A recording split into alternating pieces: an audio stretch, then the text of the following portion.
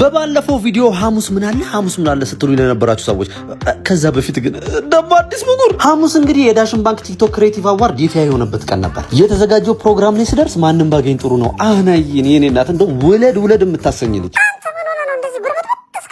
ራስን ችላል ከሆነ ለጉጉሩ እኮ ግራው አሪፍ ነው። ከመገብ በኋላ ተቀርበሱ ተቀበተ ባደር ነው የለቃህ ነው ይስማኝ። አዋርዱ የሚሆነው እንግዲህ የዳሽን ባንክ ሱፐር አፕ እና ውስጡ ካካተታቸው ነገሮች ውስጥ አንዱን መርጦ ክሬቲቭ የሆነ ቪዲዮ ሰርቶ ለሚለቁ ነው። ቪዲዮ ስትለቁ እንግዲህ ዳሽን ባንክ እንዲሁም ዳሽን ባንክ ሱፐር አፕ የሚሉ የቲክቶክ ፔጆች ፎሎ እንዲሁም ሜንሽን ማድረጋችሁን እንዳትረሱ። ሰማ ግን እንደዚህ ጉጉር በዛ አይደል? ምን ታደርጋለህ መሰለህ? ነጭ ሽንኩርት ማታ ትፈጨውና ድፋው በርበሬ ላይ ድፋው በርበሬ ላይ ያ ይቀንስልሃል ትንሽ ፎቶ ሃሽታግ ዳሽን ባንክ ሱፐር አፕ የሚለውንም መጠቀም እንዳይረሳ። ከዛም ፖስት ያደረጋችሁት ቪዲዮ 1 ሚሊዮን ቪው ሲያገኝ ዳሽን ባንክ ሱፐር አፕ ላይ ገብታችሁ ዳሽን ባንክ ክሬቲቭ አዋርድ በሚለው ሚኒ አፕ ራሳችሁን አስመዝግባችሁ ቮት ማስደረግ ብቻ ነው። ከዛም አሸናፊው በቪው እና በቮት ብልጫ የሚመረጥ ይሆናል። ሶስተኛ ሽልማት 1 ሚሊዮን ብር፣ ሁለተኛ ሽልማት 2 ሚሊዮን ብር፣ አንደኛ ሽልማት 3 ሚሊዮን ብር።